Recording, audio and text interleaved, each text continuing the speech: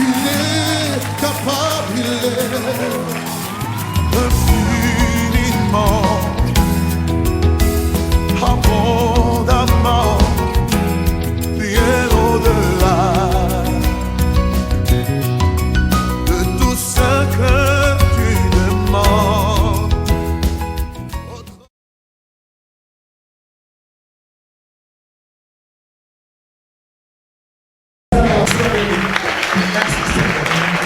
Amen. Merci, nous voulons écouter la parole de Dieu. Mais la Bible dit pour les invités de Dieu, nous devons les recevoir avec double honneur. Donc vous connaissez très bien, c'est notre représentant provincial, le pasteur révérend Eric Mavinga, donc qui va nous apporter la parole ce soir. Alors pendant que l'homme de Dieu s'approche, nous allons encore acclamer le Seigneur.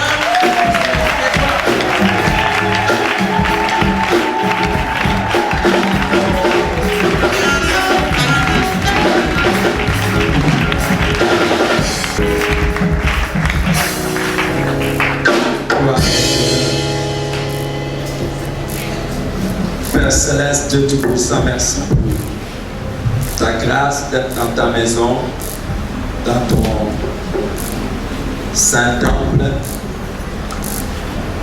Merci éternel des amis pour cette opportunité exceptionnelle et merci de ce que nous te confions ces moments et nous savons que toi seul tu vas les prendre en charge.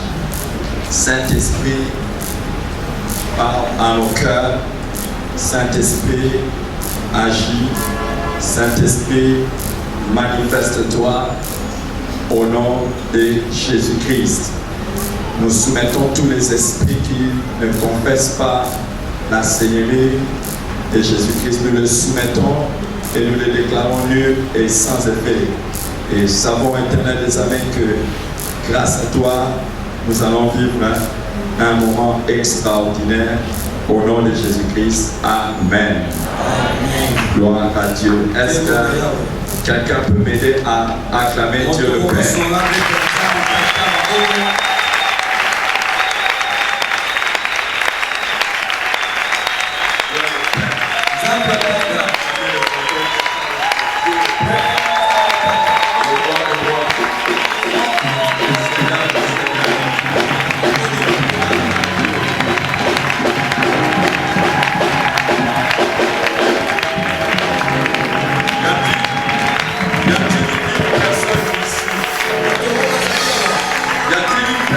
Dans cette assemblée, il y a une raison, une seule raison d'acclamer sérieusement Jésus-Christ.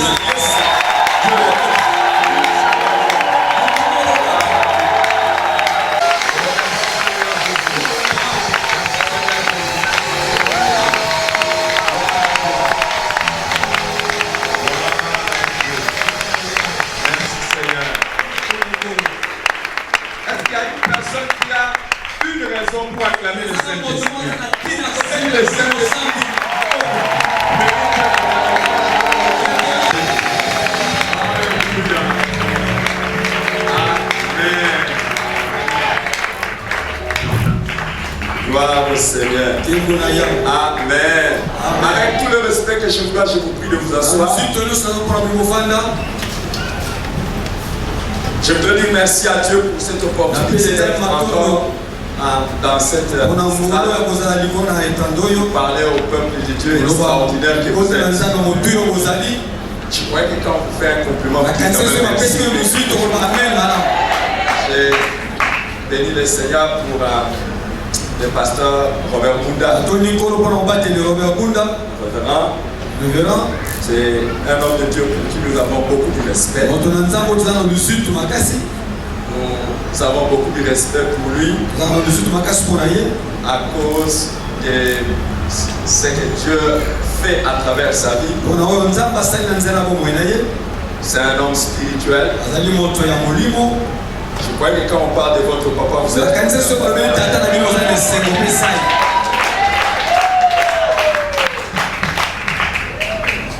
Il y a une différence dans les églises. Nous avons des membres d'église Et nous avons des fidèles de l'église. Alléluia.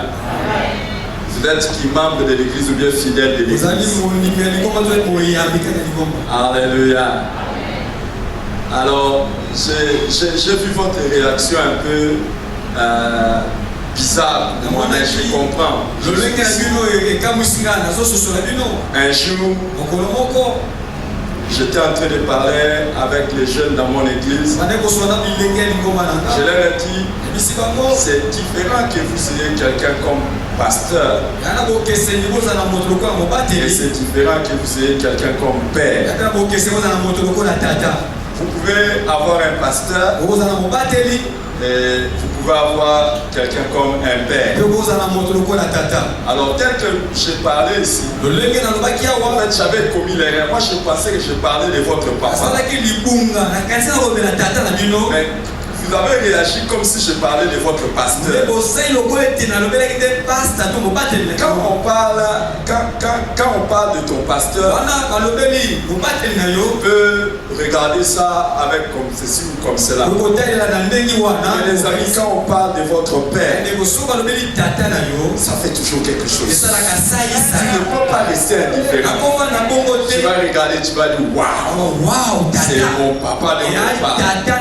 Alors moi je parle à ceux-là qui considèrent les pasteurs comme leur papa. Et je dis que c'est un homme spirituel.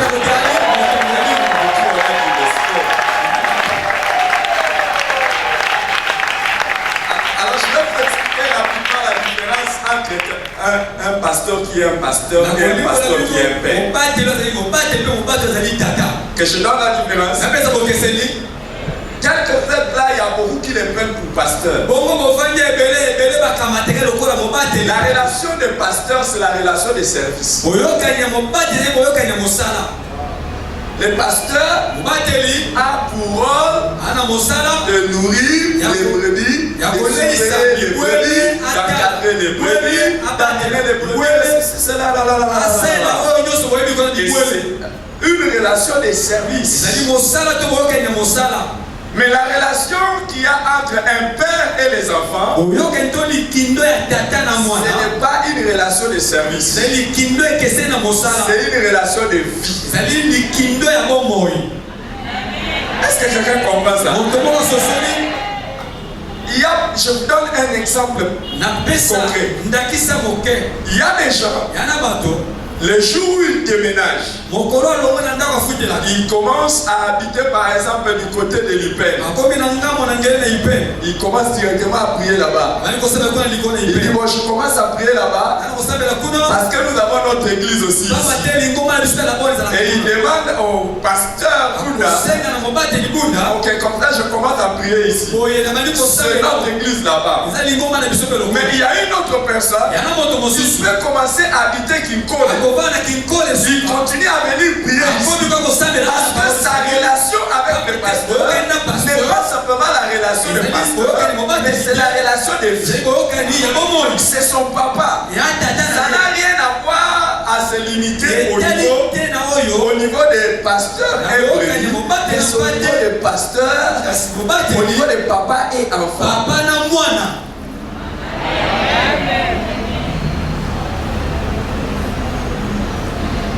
Spirituel de parler des relations de pasteur et brebis.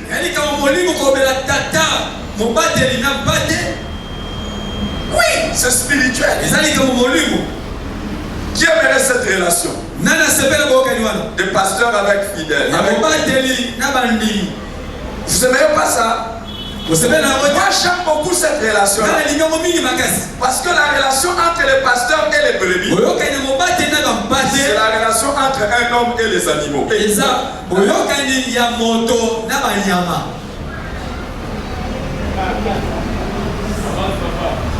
Merci. Là il y a mon fils qui a dit. Mais la relation entre père et fils, c'est la relation entre homme et homme. Vous préférez quelle relation? Vous préférez quelle relation? Vous préférez quelle relation? Et la relation entre pasteur et brebis peut s'arrêter. Mais la relation entre papa et enfant ne s'arrêtera jamais.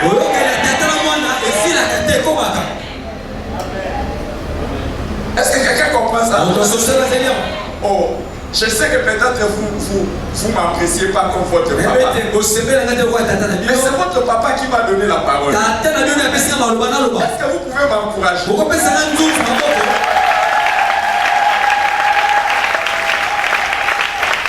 Par la grâce de Dieu, Dieu vous a donné un papa très intelligent. Ah, là ça commence à venir. Par la grâce de Dieu, Dieu vous a donné un papa très intelligent. Et vous êtes dans l'une des meilleures églises de la capitale. Quand on vous enseigne, vous êtes tellement merveilleux. Quand on vous enseigne, oh là, vous nous dites, oh là. Mais maintenant, ce n'est pas un enseignement. Maintenant, c'est les compliments sur votre papa. Est-ce que vous avez besoin de dire? Vous êtes réagi.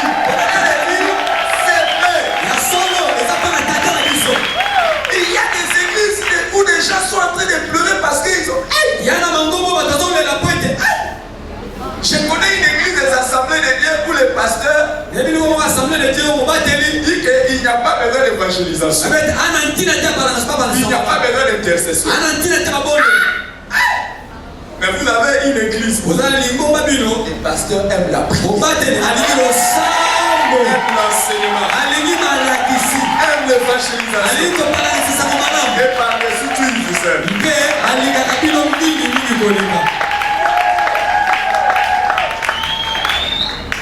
Je vais essayer de faire tout jusqu'à ce que tu enlèves un peu de sérieux. Et que tu dis à ton voisin, j'aime mon pasteur. J'ai regardé, j'ai dit à certains, même dans la chorale, dis à ton voisin, j'aime le pasteur. Et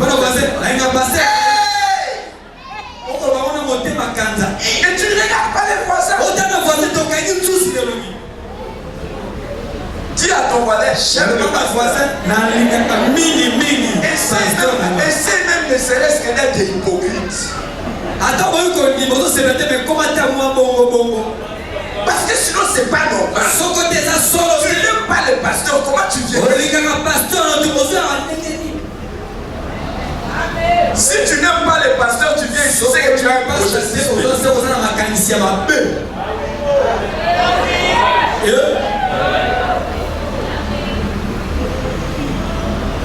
Dans la vie, même n'importe quelle éducation a un côté affectif. Vous allez à l'école, l'enseignant que vous n'aimez pas, vous n'allez pas aimer son cours. Qui est d'accord? Les pasteurs que vous n'aimez pas, les prédications vous n'allez pas aimer. Vous allez faire un effort. Comme maintenant vous faites un effort pour trouver là où je vais le lait à la place de là.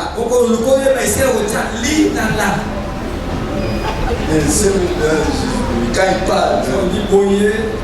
Et d'ailleurs quand il se met debout comme moi, tu vas regarder comment ces gens font comme ça. C'est tout ce qui t'intéresse.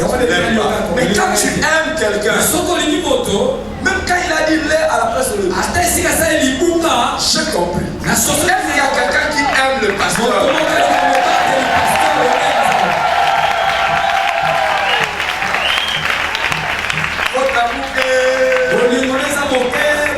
Je demande maintenant à ceux qui les considèrent comme leur papa, ils puissent les célébrer. Amen.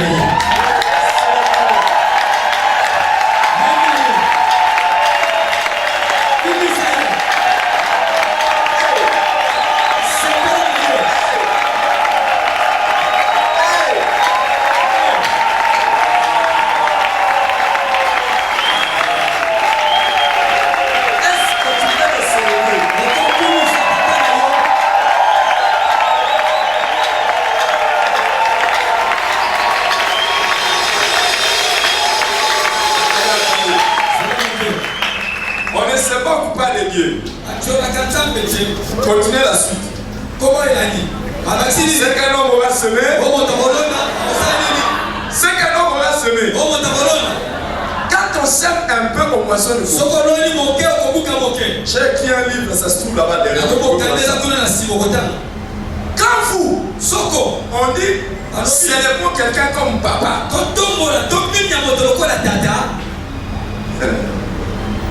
Toi aussi, tu n'auras pas d'enfant dans ta vie. Ils vont te célébrer. Pourquoi toi on doit te célébrer dans la vie? Quand toi tu ne peux pas célébrer quelqu'un d'autre. Il y a des gens, quand je dis célébrer les passés, tu auras 4, 6 enfants. Quand tu leur parles, eux aussi se soignent. Ce que tu auras semé, c'est ce que tu vas voir. Moi, chaque fois que mon père spirituel vient de l'église, le pasteur Jean-Marie Lofika, les enfants sont là, je les présente, on les célèbre. Moi, c'est Denis Gobo, je les célèbre. Et je les célèbre. Je les célèbre même dans l'église. Et même quand je parle, je les célèbre. Vous avez obtenu la main de mes enfants. Et j'aimerais aussi que mes enfants me célèbrent.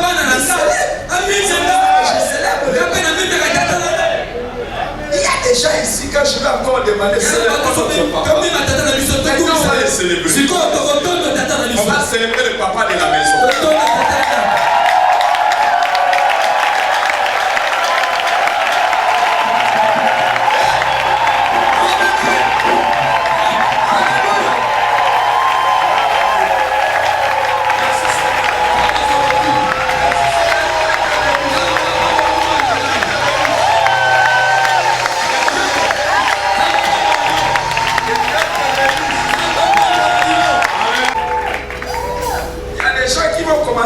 On commence à faire l'étude de personnalité.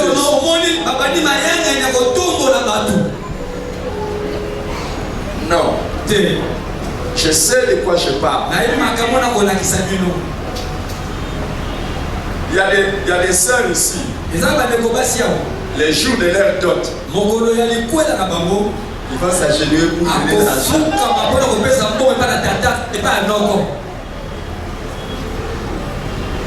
Je me dis, ce n'est pas l'adoration. C'est simplement le respect.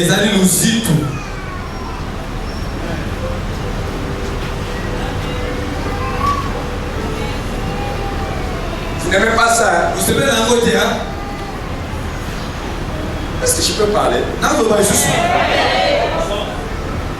Pourquoi vous êtes si calme? J'ai très peu d'amen à la chorale.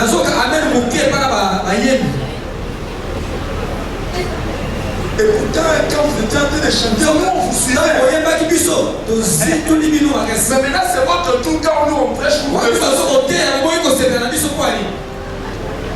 J'ai retrouvé, vous savez, mon instrument de rêve, c'est le saxo. Et quand on jouait ça, j'étais là. Mais maintenant, je suis en train de prêcher les saxos. On va leur demander de venir aussi nous conduire dans l'adoration. Et malgré tout ce qu'ils vont faire, nous sommes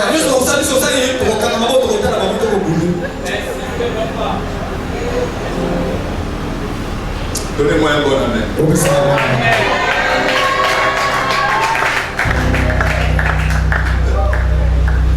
Est-ce que vous là, vous êtes déjà invités? Vous êtes invités. La grande chorale est là-bas. Alors je comprends. Vous venez d'où?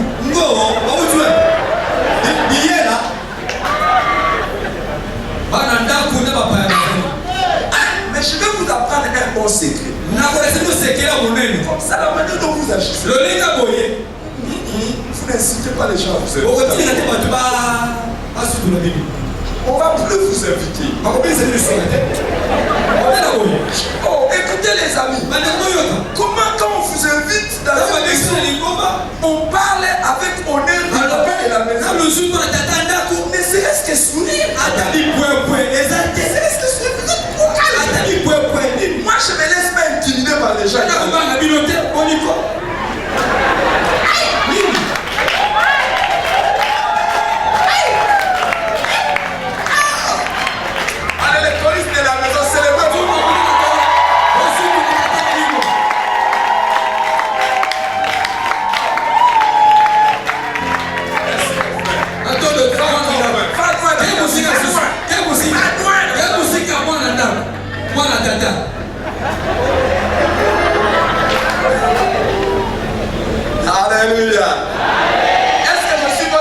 votre ennemi.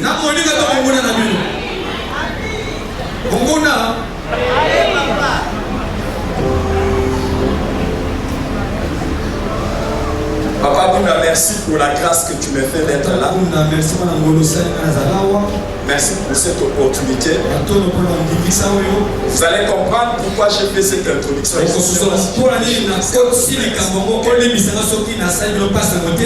Pardon, hein? Je demande pardon. Si vous ne faites pas ça ici, vous allez aller chez votre papa. Faites ça quand même. Hein? Mais ici, je demande pardon. Hein? Je demande pardon. Maman, pardon. Pardon aussi d'avoir attaqué les gens, je ne savais pas que c'était Il faut être humble dans la vie. Quand tu as choqué quelqu'un, il faut demander. Vous aussi, je vous demande. Vous m'avez pardonné. Vous m'avez pardonné. Oui. C'est que vous avez considéré que c'est mal. Le pasteur Bunda a voulu que je puisse vous entretenir sur la bénédiction. Je vais intituler mon intervention Comprendre le mystère de la bénédiction. Comprendre le mystère de la bénédiction. Comme je suis dans une église classique, je veux être classique. Merci Yaya, Dieu te bénisse. Le monde ne comprend pas bien les concepts de la bénédiction. Et même certains chrétiens parlent de la bénédiction sans comprendre ce que c'est la bénédiction. Quand vous regardez notre monde, vous allez voir que d'un côté, il y a des gens qui courent après les richesses. Ils cherchent les richesses. Mais de l'autre côté, il y a les chrétiens qui cherchent la richesse. Mais ils les masquent en leur disant bénédiction. En les qualifiant de bénédiction. Ou bien le bien-être que les gens de ce monde cherchent. De l'autre côté, les chrétiens les qualifient de bénédiction. La question est de savoir, est-ce que la bénédiction est à confondre avec les richesses, le bien-être ou le positionnement quelconque? Est-ce que ce sont les choses que nous pouvons mettre ensemble ou les choses que nous devons différencier? Dans la vie, que devons-nous chercher? La richesse, le bien-être ou la bénédiction? Quand nous regardons dans la Bible, nous voyons qu'il y a une nette distinction entre la bénédiction et les richesses. Entre la bénédiction ou un positionnement quelconque. Entre la bénédiction ou les choses de ce monde. Il y a une histoire dans la Bible qui est intéressante et instructive. Cette histoire se trouve dans Genèse, le chapitre 27. Je vous convie de lire cette histoire en entier afin d'en tirer les leçons les meilleures. Mais cette histoire a beaucoup de choses à nous dire. Genèse chapitre 27. Je vais vous convier à lire d'abord à partir du verset 1 au verset 4. C'est une histoire d'un homme avec ses enfants. Ça se passe dans le contexte d'une famille. C'est pour cela que je fais mon introduction en parlant de papa dans une maison. Parce que je reviendrai sur cela. Du verset 1 au verset 4, nous lisons ceci. Isaac devenait vieux. Est-ce qu'on peut se lever pour lire ça? Si vous êtes là. Sinon, vous pouvez rester assis. Isaac devenait vieux. Et ses yeux s'étaient affaiblis au point qu'il ne voyait plus. Alors il appela Ésaü, son fils aîné, et lui dit: mon fils. Et il lui répondit: mais voici. Isaac dit: voici donc je suis vieux, je ne connais pas les jours de ma mort. Maintenant donc je te prie, prends tes armes, ton carquois et ton arme, va dans les champs et chasse-moi du gibier. Fais-moi un mets comme chien. Apporte-le-moi à manger, afin que mon âme te bénisse avant que je meure. Amen. Reprenons nos places. Les amis, il y a une chose que j'aimerais que vous puissiez d'abord noter. Isaac est l'un des patriarches. Et l'un des patriarches les plus riches que le monde ait connu.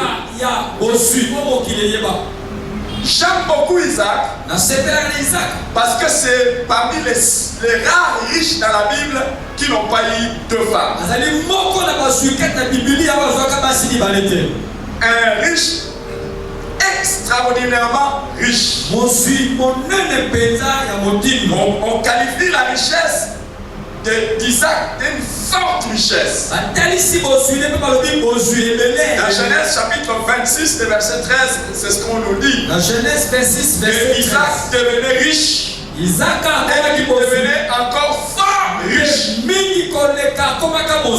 remarquez qu'à la fin, alors qu'il sent la mort venir, il ne se préoccupe pas de dispatcher ses biens. Il ne dit pas à Ésaü: bientôt ma mort va venir, je vais partager entre vous les biens. Et il ne dit pas à Ésaü: je veux te donner des conseils pour que tu saches comment gérer nos richesses après. Il n'avait que deux enfants, Ésaü et Jacob. Qu'est-ce qu'il dit? Va et chasse-moi un gibier, fais-moi un mets comme j'aime, afin que mon âme te bénisse. Ce qui préoccupe Isaac, ce n'est pas de laisser la richesse à Ésaü, mais c'est de prononcer une bénédiction sur soi. Alors qu'est-ce que nous remarquerons dans la suite? Je vais vous conseiller d'aller lire les versets dans la suite. Dans la suite, Rebecca écoutait ce que son mari disait. Et il a entendu que Isaac voulait bénir Ésaü. Pour des raisons sur lesquelles je vais revenir. Et Rebecca dit à Jacob, parce que Jacob était un bon enfant, un enfant obéissant, un enfant qui restait toujours auprès de sa mère et auprès de son père. Et on dit toujours, un enfant obéissant ne manque pas de bonnes choses de la part. Il restait auprès de sa mère. Ésaü de son côté, il était un guerrier. Il avait même épousé d'autres femmes. Il avait choqué sa mère. Il avait même choqué son père. Mais Ésaü veut quand même le bénir. Alors quand Rebecca a entendu cela, Rebecca appelle Jacob. Il lui dit: j'ai entendu ton père vouloir bénir ton yaya. Il veut bénir ton grand frère. Regarde, je vais préparer les mets comme j'aime. Je comprends pourquoi Isaac n'a jamais été infidèle. Quand vous regardez la vie d'Isaac, c'est un homme qui plaisantait avec sa femme. Leur amour n'était pas un amour morose. C'était un amour de gaieté et de bonheur. Ils étaient heureux dans les mariages. Et je comprends aussi parce que Rebecca connaissait la cuisine qu'aimait son mari. Et elle savait quoi préparer pour plaire à son mari. Quand une femme sait s'amuser avec son mari, quand une femme sait entretenir son mari, le mariage sera solide.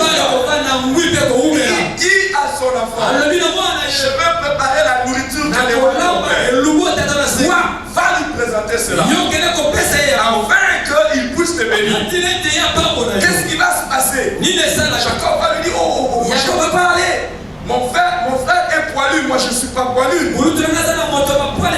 Il lui dit non, je sais ce que je vais faire. Il a fait revêtir de peau d'animaux. Il a donné la nourriture à Jacob. Et Jacob est allé pour présenter cette nourriture.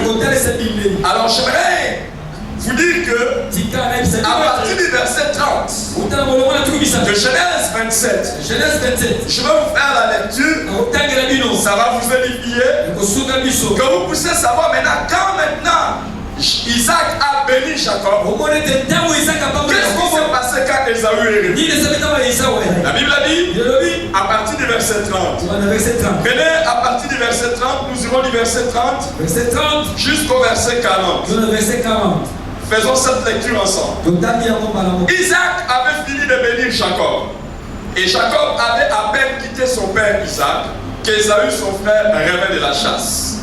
Il fit aussi un mets qu'il apporta à son père. Il dit à son père: que mon père s'élève et mange du gibier de son fils afin que ton âme me bénisse. Isaac, son père, lui dit: qui es-tu? Il répondit: je suis ton fils aîné, Esaü. Isaac fut saisi d'une grande et d'une violente émotion et il dit: qui est donc celui qui a chassé du gibier et qui me l'a apporté? J'ai mangé de tout avant que tu vinsses et je l'ai béni. Aussi sera-t-il béni. Je dis à quelqu'un, cette semaine ne finira pas. Aussi seras-tu béni. Lorsqu'Ésaü entendit les paroles de son père, il poussa des forts cris.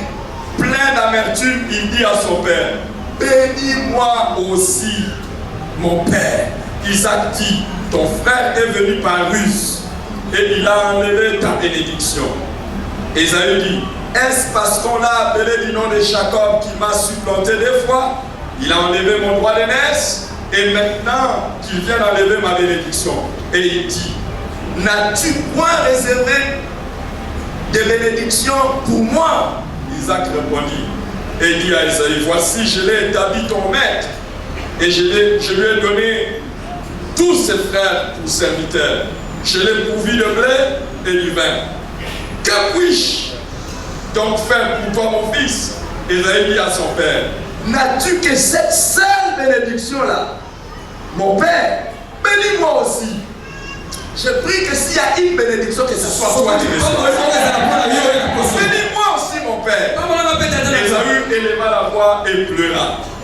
Isaac, son père, répondit et dit: voici ta dernière sera privée de la graisse de la terre et de la rosée du ciel d'en haut. Tu vivras de ton épée et tu seras asservi à ton frère.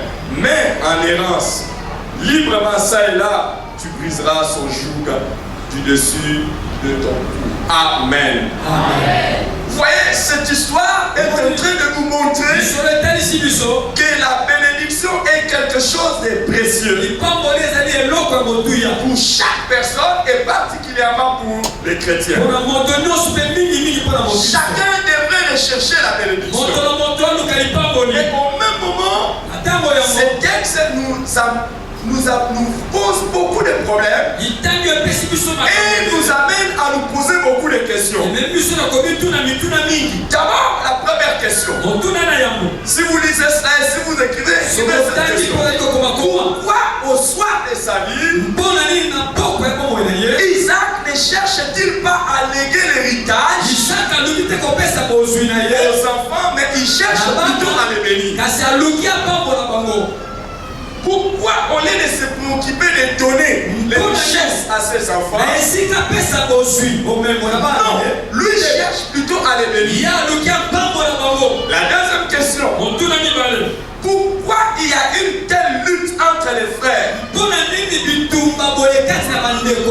entre Ésaü et Jacob, non pas pour le bien, mais juste pour l'apparence? Les amis, aujourd'hui, beaucoup de gens se préoccupent des biens.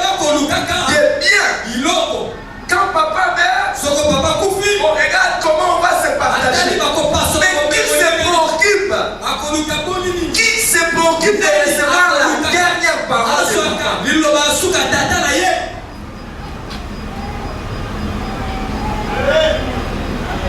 Vous êtes parti ou vous êtes là? Vous êtes parti ou vous êtes là? Vous êtes là? Pourquoi une telle lutte? La troisième question. On peut se demander qu'est-ce qu'une bénédiction? Au point que Esaü et Jacob s'y intéressent autant au point d'oublier même les richesses de la Jacob. Qu'est-ce que c'est que la bénédiction? Au point que les deux frères oublient les grandes richesses de leur père pour chercher la bénédiction.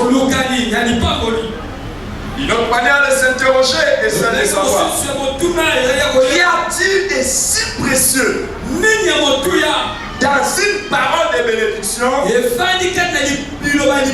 au point que Esaü, parce que seulement il n'a pas eu cette parole, verse d'abondante larmes.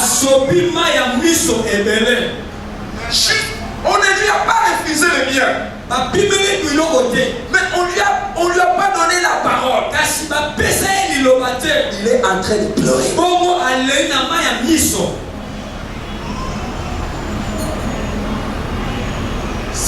Non. La richesse est là. Les biens sont là. Mais Esaü pleure. Parce qu'il n'a pas eu la parole. Qu'est-ce qu'il y a de si précieux? Et Isaac dit, je l'ai béni. Si il se devient ton maître, tu vas les servir. Et à cause de cela, tu n'auras pas des choses matérielles. On peut se poser la question. On peut vraiment se poser la question. Qu'est-ce qu'il y a de mystérieux derrière la parole de bénédiction qui fait qu'une personne devienne ce qu'elle a été?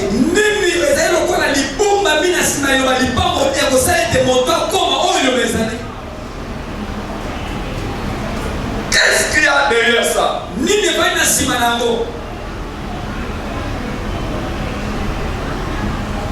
Isaac, au lieu de bénir seulement son enfant, il lui dit, va me chasser du gibier.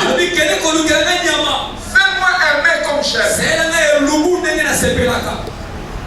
La question qu'on peut se poser, qu'est-ce qu'une personne doit faire pour avoir la bénédiction? Est-ce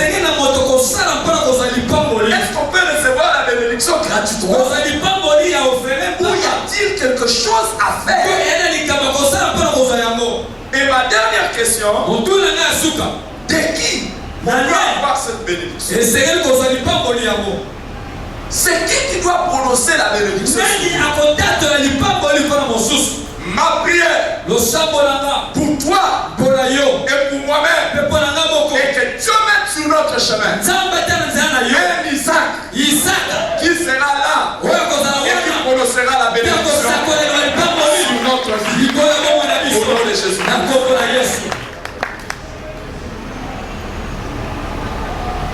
Au regard de toutes ces questions, frères et sœurs, nous devons chercher à comprendre ce que c'est la bénédiction. Alors, pour que nous puissions comprendre ce que c'est la bénédiction, j'aimerais que nous puissions faire ressortir certaines vérités.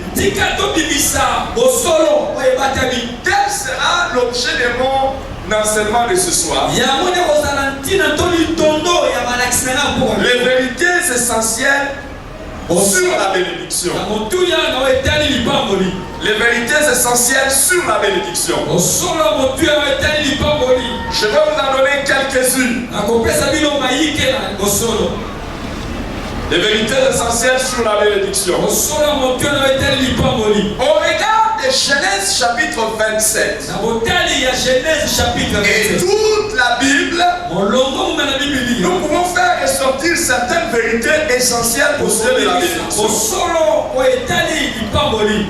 D'abord, la première vérité, la bénédiction n'est pas avant tout une chose matérielle.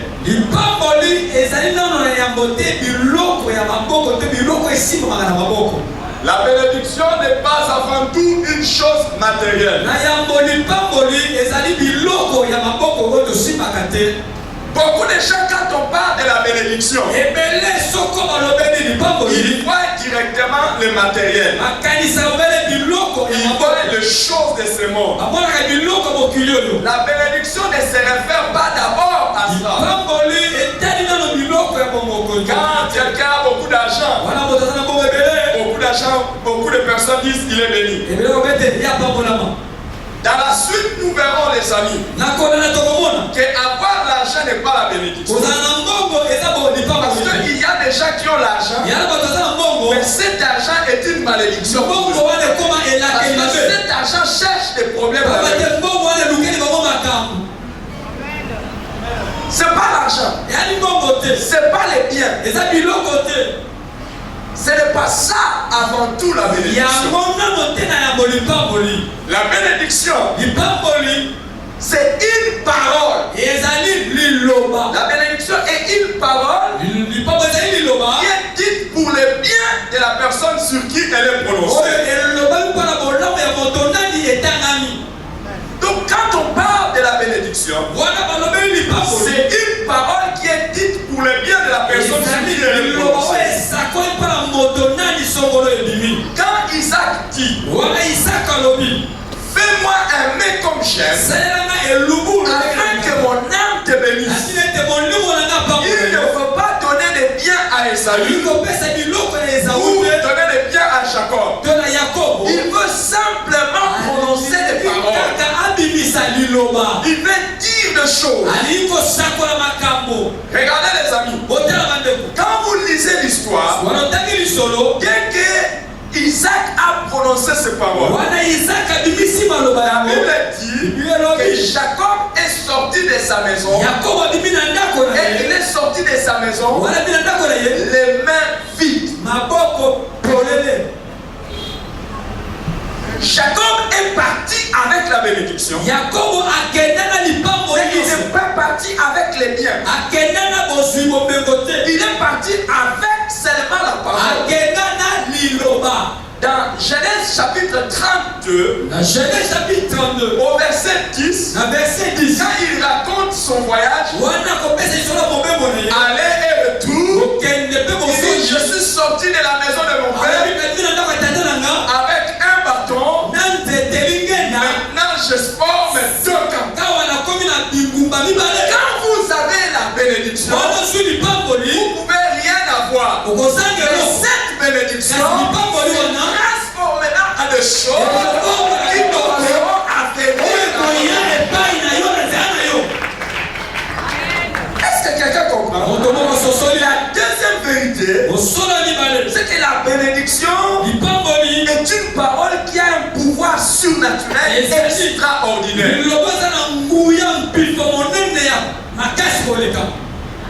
Ça, la bénédiction est une parole qui a un pouvoir surnaturel extraordinaire.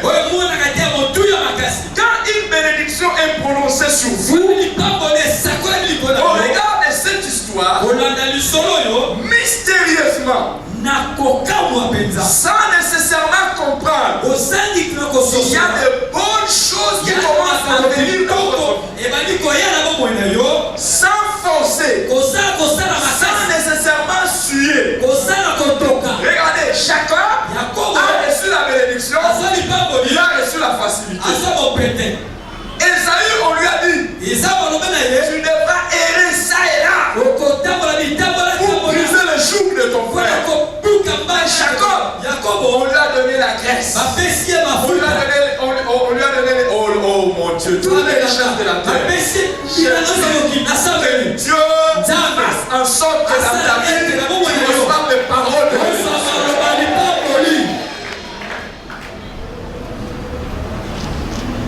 Je vais revenir sur ça. Mais pour vous aider,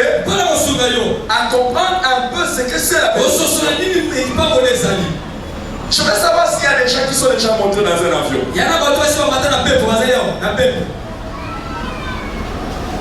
Je viens d'un long voyage.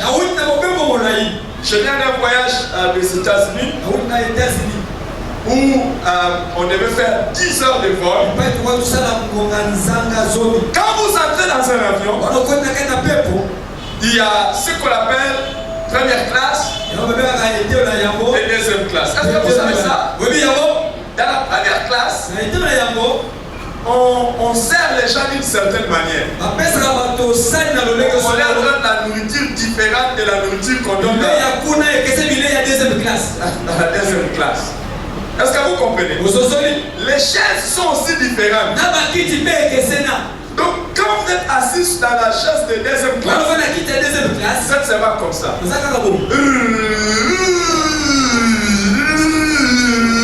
Tout ce que vous pouvez faire si c'est un peu ça, c'est baisser un peu ça va comme ça. Et quand c'est un long voyage, par exemple dans le dernier voyage, j'étais dans la deuxième classe. À un moment donné, Dieu fait tu te lèves un peu. Tu te dégourdis un peu les choses. Tu bouges un peu comme ça là. Alors que dans la première classe, donc il y a des chaises qui disent ça c'est matin. Tu dors. Mais alors qu'est-ce qui se passe? Dans la première classe et dans la deuxième classe, il y a des gens. Nous quittons un endroit pour partir dans un autre endroit. Nous tous on va arriver. Mais nous tous on ne va pas arriver dans la même condition. Quand nous allons descendre de l'avion, il y en a qui vont prendre leur bagage. Ils sortent calmement. Ils sont à l'aise. Parce qu'ils étaient à l'aise. Il y en a d'autres quand ils sortent. Le jour où nous allons entrer au ciel,